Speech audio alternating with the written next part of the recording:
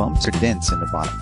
You'll also need some fine sandpaper, a utility knife blade, a thumbtack, a coat hanger, some fiberglass, and a bottle of heat. Use the sandpaper to remove the paint off the bottom couple of inches of both cans. Open the first can and pour out the contents. Using a book to hold the utility blade, carefully cut off the bottom inch of the first can, and then use the sandpaper to smooth out the sharp edge. Use the second can to stretch out the lip of the bottom half of your stove. Now just add some fiberglass and your bottom half is done. Make the top of your stove the exact same way. Before assembling the two pieces, you'll need to use the thumbtack to create a fill hole in the top half. Now comes the tricky part. Carefully place the top half inside the bottom as level as possible so the edges don't catch. Use a shim from the leftover piece of can if you're having problems getting it to fit. Once you have it lined up, squeeze it together as tightly as you can get it.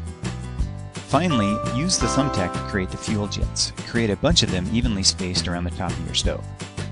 If you don't already have a pot stand, you can quickly make one with a wire hanger. Just be sure to sand off the outer coating first. Now it's time to test it out. Slowly pour the heat into the stove, giving it time to drain through the fill hole. It doesn't take very much. A few tablespoons is enough to boil a pot of water. This type of can stove must be preheated for a second before the vapor pressure will sustain the jets. Once it's lit, put the pot stand over it and then you're ready to cook. So whether you're camping or just forgot to pay the electric bill, now you can make a tiny stove even MacGyver would be proud of.